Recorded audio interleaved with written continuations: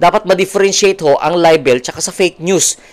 May batas na pagdating sa kasinungalingan, 'di ba? Sa hindi pagsasabi ng katotohanan, that is libelous. May umiiral na tayong batas diyan sa cyber libel ho. Yan. At ayun nga ho, nagbabalik ang inyong lingkod, Carlo Mendez TV, at ang pag-uusapan ho natin ngayong araw na ito ay itong naganap ho na TRICOM hearing diyan sa mababang kapulungan sa Kamara na kung saan ay naipatawag nga itong sila Joey De Vera ba ito? Ayun. At nagkaroon nga ho sila ng sagutan dito ni Representative Abante. Ayan ho. Ay nako. So, ayun naman paawat nito si itong vlogger na ito na si Joey. Pero in fairness, at least pinaglalaban na naman niya yung alam niyang karapatan niya dito sa bansang Pilipinas pagdating sa freedom of speech and expression. Ayan. At ayan nga ho, dahil nga ho dyan sa nagaganap na mga hearing, no? Siguro pangalawa na ito, kundi ako nagkakamali ha, yung una. Tapos pangalawang hearing dito sa mga vloggers na pinasabina ng TRICOM. Ayan ho. So, maliban doon kila na hindi pa umattend talaga, kaya na-cite in contempt ito si SMNI host Badoy tsaka si Celis. At sino pa to? Si Sasa. Ayon. Pero alam ko parang wala ata sila dito sa Pilipinas, nasa ibang bansa nga. Nasa ibang bansa ata sila. Ayan ho. So, may komento dito si dating COMELEC Commissioner, Attorney Rowena Guanzon, tungkol diyan sa mga ginaganap na hearing diyan sa mababang kapulungan na bakit daw puro pro Duterte ang pinapatawag. Kasi sa ako personal kong knowledge, may mga nakikita din ako na ibang vlogger hindi ko nasasabihin kung pro or anti, na hindi din naman totoo ang mga sinasabi. Ayun ho, walang source, wala silang binibase na source, no, na nire-reaction na nila, kundi sarili na ho nilang talagang pananalita ang kanilang inihahayag. So, parang siguro ang ibig sabihin ni Atty. Guanzon dito, parang unfair ata yan na bakit parang pro Duterte ang pinapatawag diyan sa Kamara. Ayan ho. Pakinggan natin yung pahayag ni Atty. Guanzon. Ganda ng bangs ko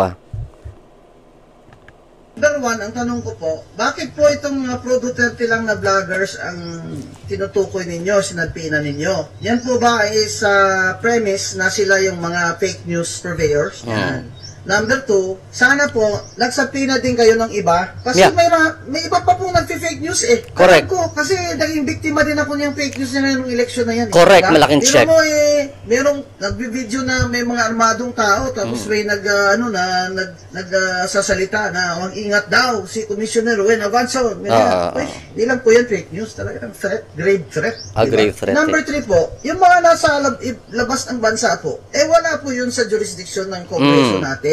Na example lang, ipatawag sila dun sa embassy natin na sila ay umuwi rito para humarap dyan. Kasi, kung nasa abroad na po sila bago kayo nagpadala ng inyong subpoena, unfair naman po yun sa kanila, hindi po ba? Importante po sa lahat ng ito, ulit-ulitin ko, right to due process. Right to due process. Right to due process. Yan po ay constitutional right ayon sa saligang batas. Ang lahat po ng Pilipino ay may right to due process. Kaya po yan nilagay dyan, ang ating mga mambabatas at mga ninuno, ang right to due process ay isang panangga, proteksyon ng citizens sa pag-aabuso ng Estado o gobyerno. Right to due process. Yan lang po ang alam ko sa inyong lahat, lalo na po sa mga kagalang-galang nating mga kongresista, na wag po ninyong kalimutan yung right to due process ng mga pinasabina ninyo. Kasi kung invitation lang yan, gaya no, na-invite ako as a resource maker nung ako'y faculty pa sa UP College of Law, doon sa Committee on Family. Guest lang ako doon, invited lang ako. Yes. Pwede nga hindi ako pumunta di ba? Tapos pagpunta ko doon, inokray-okray ako ng isang party list rep. Nung nag-commissioner ako, nagtago na ba't ka nagtago? Sabi na sa iyo, ang mundo. Hanggang ngayon yata, ayaw ko na kung nakaupo pa yung mga yan dyan Mga walay batasan ba? Congressman nga kayo dyan, yan na kayo sa committee, kayo na nga may upper hand, kayo may power, tapos wala pa kayong batasan. Pero alam mo, nung nag-commissioner ako, hindi ko siya binalikan, hindi ko siya nirevenge wala siyang masabi sa akin ganon. So yun nga yung pahayag ni Attorney Rowena Guanzon na dating commissioner dyan sa Commission on Election. Ayan ho. So, may point din naman siya kasi marami talaga mga kasamahan namin na mga vloggers, no, na talagang walang mga resource, no. Hindi ko naman sinasabi na ako talaga may resource. Pero usually talaga ang aking pagba-vlog, kumukuha ako ng certain video clip doon sa mga tao na alam ko na reliable naman, kagaya nito ni Atty. Rowena Guanzon, pinaparinig ko, and then, ang ating binibigyan ng reaction. Ayan ho, hindi ho tayo gumagawa ng video na sarili nating pananalita tapos mantitira tayo ng ibang tao na walang basis ba. Ayan ho, ang ibig ko sabihin. Dapat ipatawag din itong mga iba pang mga vloggers na talagang nagpapakalat talaga ng fake news. Ang dami ho dyan. Mag-search lang kayo, mga taong bayan, ha? Alam niyo yan. So, ayon dito kay sa ibang mga mga vloggers kagaya ni Joey De Vera, talagang sinabi niya na yung ginawa niya na tungkol doon sa sinasabi ni Representative Abante na tinawag na OGAG si Representative Abante. Ang sabi ng vlogger na ito na si Joy De Vera yan ang kanyang freedom of speech. Ayan ho. Karapatan ho niya yan under sa freedom of speech.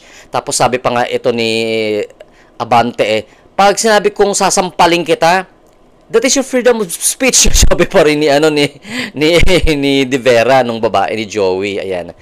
Pero kung talagang sasampalin kita, ay hindi na talaga freedom of speech yan kasi may action na May action na ng pananakit. So yun ho. Ayan ha. So tama naman itong pananaw ni Atty. Guanzon, no, na at least para hindi kasi malabel kasi ang nangyayari parang ang nagiging focus ng mga ibang mga nakakapuna bakit pa puro ata mga pro Duterte ang pinapatawag diyan sa kamera sa hearing. So malay natin, one of these days ipatawag naman yung iba. Oh, 'di ba? Baka naka-schedule yan, di natin alam yung kanilang mga listahan dyan kung sino pa ang kanilang mga ipapatawag dyan sa ginagawa nila na hearing dyan tungkol sa fake news. Tumbukin natin itong fake news na ito. Ano ho ba talaga ang definition ng fake news? Gaya ng sabi ni Attorney Trixie Cruz nung siya ay umattend ng hearing dyan sa Kamara. Kasi kung ikaw ay hindi nagsasabi ng katotohanan at ikaw ay nang bibintang sa kapwa mo using any platforms, no, any social media, yan ho ay may kaso na cyber libel. Oh, ngayon, pwede mo siyang kasuhan ng cyber libel kasi gumamit siya ng plataforma ng social media, kaya cyber libel. Ayan. So ngayon, anong pinagkaiba ng fake news doon sa cyber libel? Kasi parang same din naman sila sa akin ng pananaw. Kasi kung fake news, so yan din tayo pupunta doon sa kasuhan na may didimanda mo siya ng libel case. Masasampahan mo siya ng kasong cyber libel. Ayan, libelous yung mga binitawang salita kapag hindi ho totoo. So nagtataka lang talaga ako kung ano ba talaga itong fake news. So kung magbabalangkas ng batas itong ating mga kongresista diyan sa mababang kapulungan, siguro mai-specify nila kung ano ba talaga ang definition ng fake news at ano ang pinagkaiba ng cyber libel. Ano ang pinagkaiba ng libel na tinatawag. Dapat ma-differentiate ho ang libel tsaka sa fake news. Kasi kung iisipin ko, pareho lang din naman kasi pag hindi totoo, pag fake news ang ginawa mo sa akin, that is libelous. Doon ka pa rin mapupunta sa tinatawag na kaso na cyber libel. So, may batas na pagdating sa kasinungalingan, di ba?